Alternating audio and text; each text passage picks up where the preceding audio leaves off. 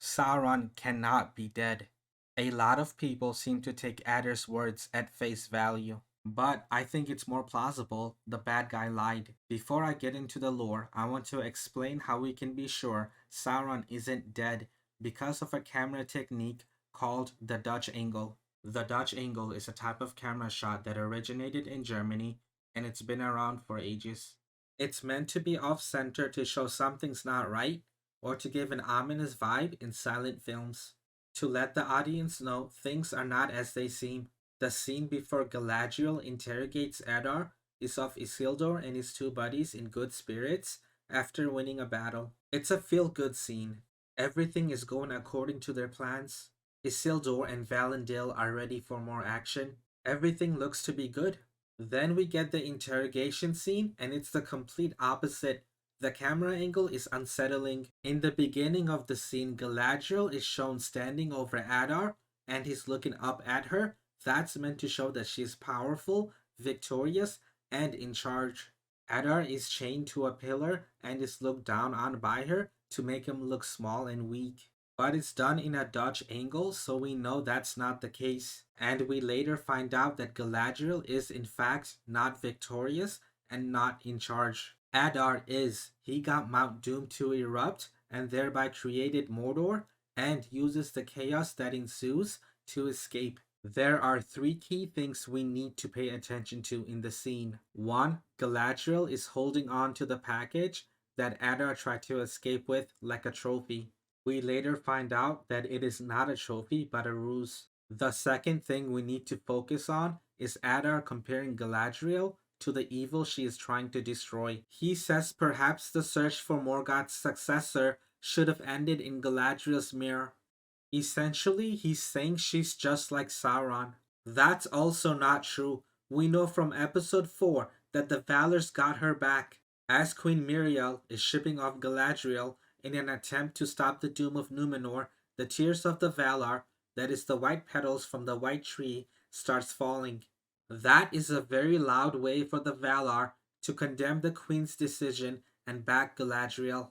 That's not to say that she's not going down the wrong path, more like she's on the right path for now. And lastly, Adar says he killed Sauron. His reason for killing Sauron was that Sauron was killing too many of his children. Adar does seem to be a father figure to the orcs, but Adar is a corrupted elf and Sauron is on a completely different level in terms of power. In order to kill Sauron, Adar would really have to catch him off guard and with significant numbers. I can't see Adar catching Sauron off guard. And why would Adar continue on with Sauron's plans?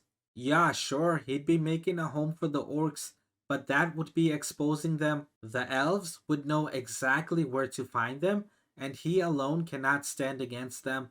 He doesn't have the numbers for war either. There's no saying how many orcs it would take to kill an elf, especially a first age elf.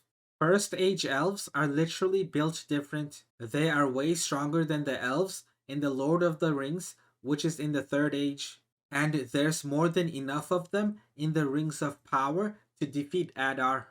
The only way to create a home for his children is to defeat the elves, and he cannot do it without Sauron, who is more powerful than any elf. The only plausible conclusion, in my opinion, is that Adar lied to protect Sauron so that his children can live.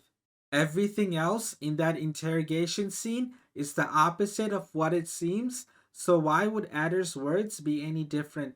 When it comes to lore, Sauron being dead is a problem. Sauron is the Ainur. The Ainur are angel-like beings created by Iluvatar, the god in Tolkien's world. Some Ainur chose to enter Arda after it was created to assist Iluvatar. The strongest among them are known as the Valar, and the lesser are known as Maiar. Morgoth was the strongest Valar. Sauron is a Maiar, the strongest Maiar. He is immortal. He cannot die. His body can be destroyed, but his soul continues on. After the One Ring was destroyed, he lost most of his power, and therefore he cannot ever take physical form again. He loses most of his power, but he doesn't die. So, what did Adar hope to accomplish by telling Galadriel Sauron was dead? Well, the concept of death is still new to the elves. Like the Maiar, the elves are immortal. But the elves in Middle Earth saw other elves die in the war against Morgoth. If elves can't die, why not the Maiar? It's a lie that can't yet be proven a lie because no one knows where Sauron is.